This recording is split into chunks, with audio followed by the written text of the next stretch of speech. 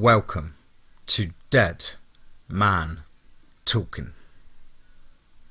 Good to be back, gang, after a short break, and looking forward to getting into swing of things again. Got a lot planned for this week and some true encounters coming your way, so look forward to that. As ever, please do let me know down below in the comments what you thought. Please do like and share and help build this channel and community. And of course, don't forget to hashtag TeamFEAR. Without further ado, let's get into the third story from the wonderful mind of AuthorJoJo, entitled There's Something in Them There Woods. Let's get straight into that.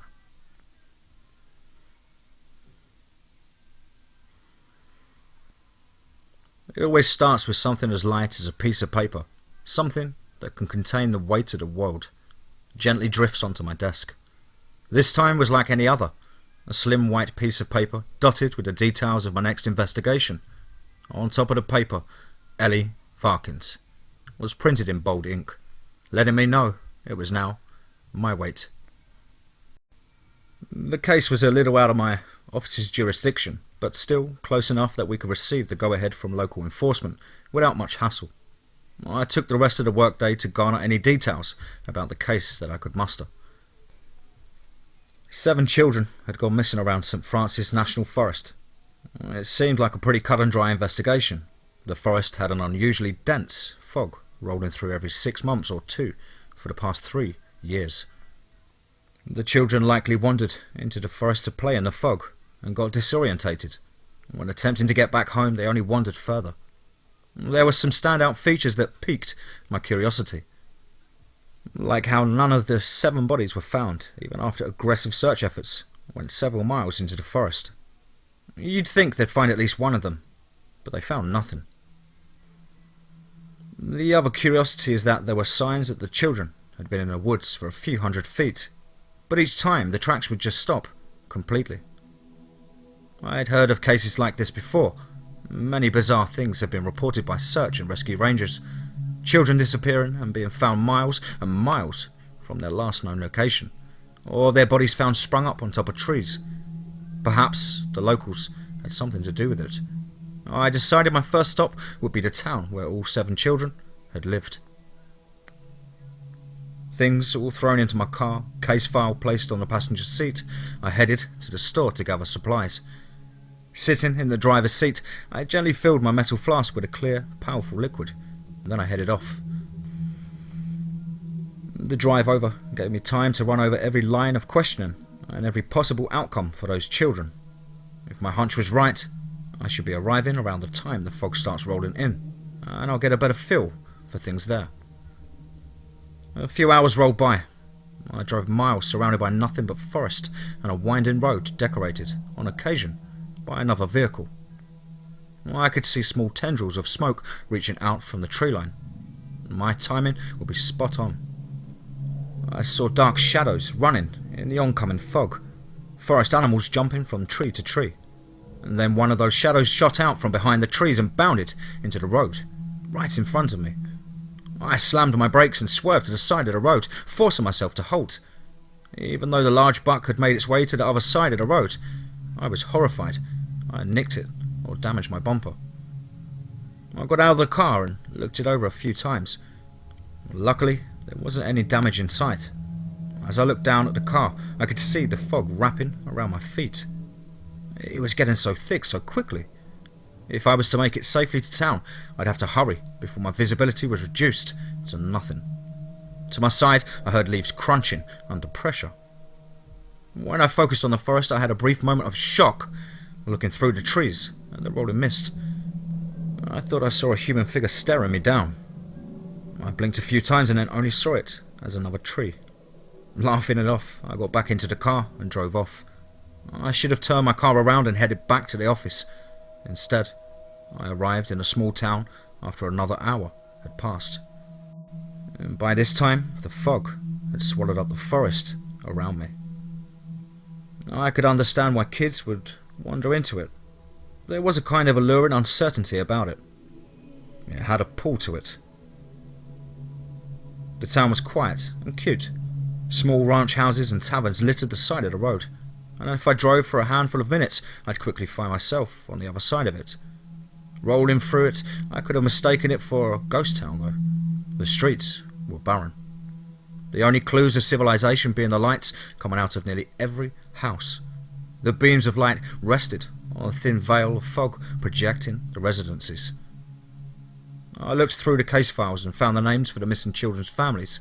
They all had an address, but I'd be lucky if I could make out one number from a car, thanks to the fog. Not to mention, all these houses weren't exactly new. Number plates were missing or unreadable on several houses. I finally found my match and exited the car. Pacing up to the front door, I stilled my resolve. I always had to prepare myself to speak with victims. They always had a different air to them. My fist met the door's wood and I waited on the porch. I could hear the pattering of footsteps and a low mumble from the other side of the door. A mumble that wasn't meant for me. Peering down, I could see the light coming from under the door. The fog made it easier to see the 2 feet obstructing the light. Someone was standing on the other side of the door. If I could just have a moment of your I began speaking before being interrupted. There's something in them there woods. A low, droning voice slipped through the door, like another beam of light. A beam of light that went dark after the words were spoken. Almost like a choreographed dance, the other lights in the house began to go out. I stepped away from the door, a little concerned. My line of work doesn't fit well with ominous vague warnings. I planned to follow up with this house the next day, but at the time, I needed answers, and I wasn't getting any there. As I made my way back to my car, I couldn't help but notice a familiar cardboard box peeking out from the recycling bin. A 12-pack of my personal selection of heavy bubbles. Who was I to judge, though? My flask was already half empty. 2 more houses. I got the same reply each time.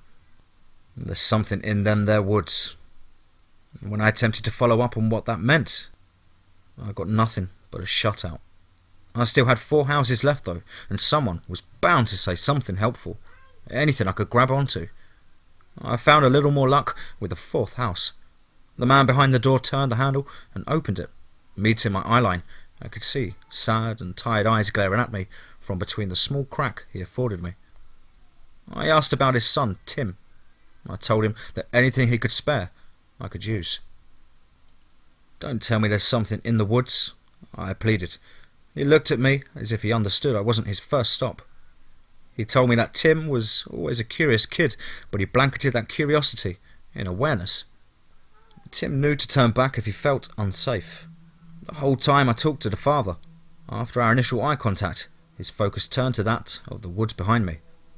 I couldn't help but notice his slouched posture and stuttering speech pattern. Not to mention the smell on his breath, and, if that wasn't enough, he pulled up the beer bottle and offered me one. Politely, I declined. Our conversation was over, and while I didn't get much from it, I got a better handle on the town folk in general. Every house I'd been to so far, alcohol was there. In the trash or in the slurred speech trying to warn me of the woods. I couldn't blame them. Their children were gone without a trace, and every 6 months, the remainder of their disappearance wraps their town like a blanket. I spent a good amount of time on the 4th house's porch, staring at the woods as the father had been. The trees seemed to be dancing, like the fog was pushing them to and fro. My vision began blurring. As it did, I thought for a moment I could see something a few trees in length slither across my view, obstructed by the forest. Before I could register the sighting, it was gone, and I passed it off. Maybe the flask was getting to me. The 5th house with the same nonsensical warning through haggard breath. The 6th house, nobody was home. The only house in town with the lights already turned off. So far, they had waited for my arrival before doing that, and so I walked over to the lit house next door. Speaking with the neighbour briefly, who was much more compliant in having a conversation, I asked what happened to the family next door. I was then told that the father lost his mind and went into the woods a few hours before my arrival.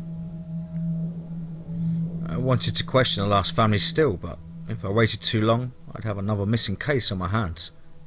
I said my goodbyes to the neighbour and rushed off to my car. Unlatching the trunk, I pulled out a large bundle of thin yarn and a flashlight. A lot of good that was going to do in the fog. Against my better judgment, I filled up my flask and locked the car back up. The fog looked like it was taking on a life of its own. It was hard to distinguish the forest from the trees, so to speak. Reaching the tree line, I wrapped the yarn around the thickest tree I could find and made my way into the forest. In what seemed like only seconds, I was completely enveloped in the intense grey fog. I could only see a scarcity of trees around me before my vision would only pick up an endless grey. The yarn, bunched up in the palm of my hand, continued to unfurl between my fingers, the fibres brushing against my skin being the only sensory intake I had. The forest was incredibly quiet, like the fog itself was muffling any noise from the wildlife or rustling branches.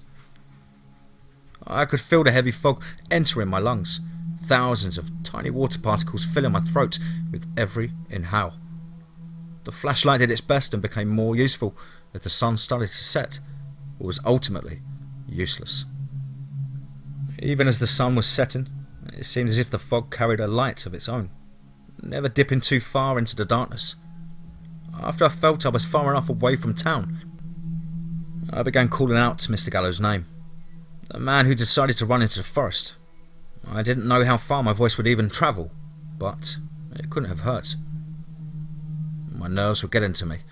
I don't like drinking too much on the job, and I was isolated in a forest, hoping my yarn could get me back home. Still, my fingers wrapped around the cold silver and pulled the top off. Smooth, clear vodka dripped into my throat, landing hard into my stomach. The warmth of my body radiated as it processed. The alcohol soothed me.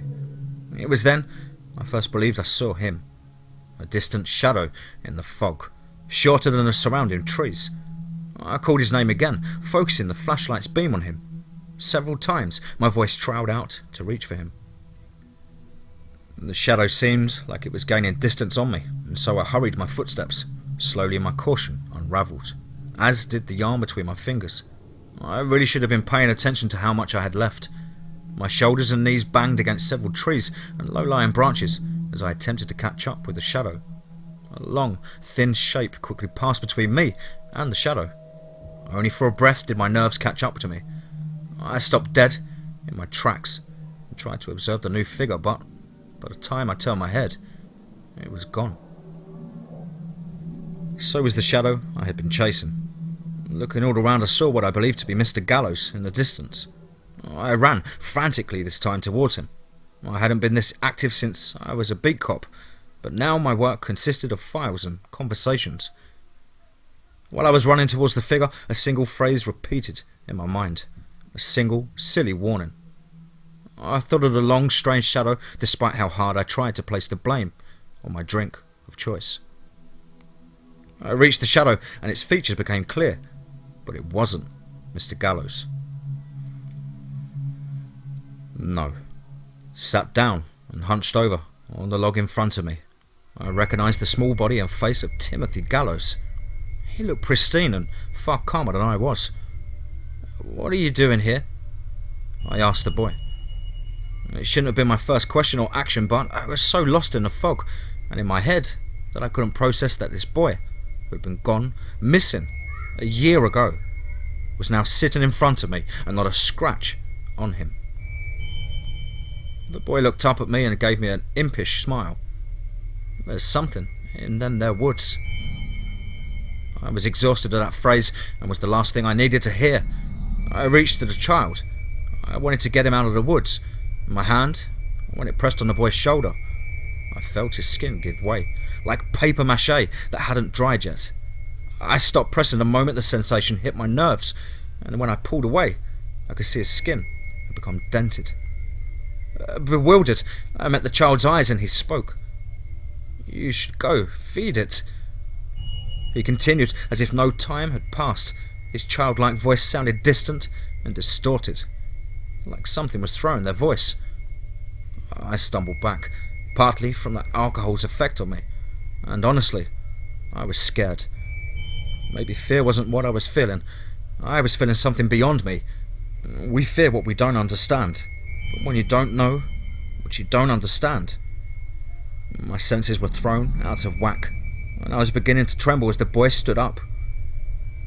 We walked behind the tree, and as his body vanished, obscured by the thick bark, I could see dense particles of white fog plume from the other side of the tree. Pulling myself to my feet, I ran to the other side of the tree line. Nothing. The boy was completely gone, no footsteps, fucking nothing. I remembered how the fog felt filling my lungs. I wondered if perhaps the fog had some hallucinogenic properties to it. I went to look a little further, to see if I could find any trace. I was desperate for anything tangible, and then I felt it. A small tip of thread slipped from between my fingers. The yellow yarn had run out. I looked back. I was ready to leave and write whatever reports I had to. I wasn't getting lost in the woods. It wasn't there. The bright yellow yarn that should have been there, sitting on the fallen leaves, trailing back to safety, was nowhere in sight. I haphazardly stumbled around looking for it, but, just like the boy, it had vanished, leaving nothing. My heart was in a flurry, pounding hard enough to snap my ribcage. Nothing but grey was surrounding me. An endless floating ocean before me. It only occurred to me then that I hadn't seen a single hint of wildlife the entire time I was in there. And even when chasing the shadow, the only noise was my own. I wasn't thinking rationally. I started screaming for something or someone. I wanted someone to hear me. Maybe Gallows was still around. With each desperate cry, more and more fog plumed into my breath. It had started to feel like I was poorly treading water. Small slivers of water dripping between my lips. I was drowning in a forest, standing on soil. I felt like I was going to drown. Then a beacon of hope. A small light broke through the never-ending grey. I could see the orb of a flashlight. Even if it was ineffective, it was something. Relief washing over, I'd be happy just to be lost with someone. I headed towards the unmoving light. I turned my own flashlight off as I approached, as did they. As did I. I stood just a few feet away, able to see the woman's features, able to see my own face peering back at me. The same impish smile that Timothy wore. Everything about her was just the same as me, down to the small bronze badge that she had pinned to her arm. It was me, a perfect reflection of me. We stood for far too long, locking eyes, her bright blue eyes, her short black hair and beauty marks. They were all mine. I scanned her for a lifetime looking for something that set us apart. Other than her increasingly ominous grin, I saw nothing. You should feed it, she spoke to me, a distant and uncanny reflection of my voice. After the words sat in heavy air for a moment, I watched a long shadow reach from behind a nearby tree and grab my copy. I only saw it for an instant, the large bone-like arm that was pulling her away like she was being yanked by wires. A sense of direction and self-preservation be damned. I ran after the doppelganger that looked like she was flying in reverse. I did my best to get my sights on her, but the thing dragging her was much faster. Finally, when I thought I couldn't bear to run anymore, when my thighs were running burning muscles for energy, my doppelganger came to a rest. It was then I was able to fully take in what the long shadow I had been seeing was. Even still, even if I still didn't understand it as my eyes followed its long, snake-like body. Its structure was about as thick as a normal human male, but it was well over 24 feet long. Body resembling something more like bone than flesh. It floated in the mist like it was swimming. 3 white, segmented arms that resembled the texture of bamboo jutted out from each side of its body near its ghastly face. A morbid, decaying rendition of a bare skull, oblong and covered in sickly green moss. It looked at me with empty eye sockets as it hovered over my copy. It didn't have anything of a note other than just being some macabre collection of large bones. It dwarfed me in both size and comprehension. It knew what it saw when it looked at me. but I was at a complete loss remembering how the trees seemed to move on their own. I considered the thing's massive body pushing them around. It braced itself on the ground using its 6 long limbs to clutch the dirt beneath it, holding its floating mass in place, its face lowered to my doppelganger. The moss that covered its mouth separated, and it began to, what I could only assume, was inhale. My body double, still smiling, began to warp. Her face started to turn into particles that drifted like mist into the creature's open maw. I could only watch as the thing slowly converted my doppelganger's mass into a fog as it breathed me in. The more of my doppelgangers that vanished, the more empty I started to feel, the more lightheaded I became. Raising my hand to my head, I intended to press my fingers against the headache I had acquired. As my fingers met my skull, I could feel the skin pressing down like there was no skull underneath. Panicked, I pulled my hand away, noticing the entirety of my doppelganger's head was nothing more than a fine mist. The fog that was being devoured seemed to wrap the thing's already massive body like a thin white layer of silk, adding to its mass. I was sure I was going to either die or be stuck in the forest forever, waiting for the fog to roll in so I could manifest for just a while.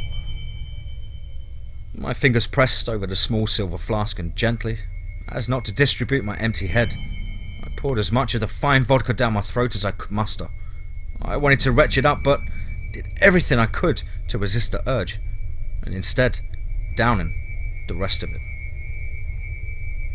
Feeling weak, flask empty, I fell to the ground and watched the thing suck in the fog's reflection of me.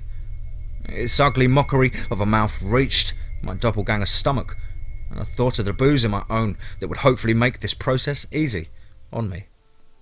As the monster began to convert the doppelganger's abdomen into its fog, the particles reached into its structure and it began shaking, gently at first, but growing more violent. I had a stroke of intuition as it continued to pull the contents of my doppelganger's stomach in to cover the bone structure. "Drink up, bitch," I chuckled as the particles of my doppelganger rested on the monster. A perfect copy of me, stomach full of my favourite top shelf 151 proof vodka. A nasty drink that'll turn yellow teeth into a sparkling white in minutes. The thing's fist began pounding the ground, leaves lifting up from each vicious impact. It looked over to me and made a vicious roar, mimicking my own voice as best it could. Shaking and seemingly struggling to continue floating, it quickly swam away into the now retreating fog. The tendrils of mist started to lift with it as I watched my doppelganger become one with it. I laid there for a long time, watching as the fog retreated, allowing me to see the true vibrancy of the forest. As the fog lifted, I could feel myself returning. Pressing my fingers to my forehead, I could feel the hard resistance of my skull. I passed out, but I'm pretty sure that was in due more from the alcohol that I ingested. The alcohol that once I woke up became one with the forest floor. I thought the headache I felt when my doppelganger was being absorbed was the worst I'd had, but down the entirety of my flask in seconds gave me way to something much worse. I made my way out of the fog, following the yellow thread that had reappeared, stumbling far more times than I could care to admit. My whole body washed with calm as I reached the tree line once more. Stumbling out of the nightmare, I could see the quiet little town.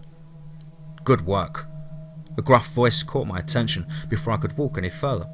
The man was gruff and worn, his white shirt and blue jeans giving off a cowboy type of vibe. The truck he had his back rested against, old and rusted. I could just barely see the carcass of a deer laid out in the bed of his truck. A bottle rested on the hood of his truck labelled spiritus, with water-clear liquid pooling inside. He stepped over to me and handed me a small card and spoke once more before he walked to his truck and drove off. There's no longer anything in those woods. We'll be in touch. After I hand in this report, I'm gonna resign. I saw something I couldn't have believed existed before seeing it, and now that I have, I can't believe there aren't more things like it. I'll be okay. I know this report will be received as nothing more than a mental break from reality, but I'm pretty sure I have another job lined up.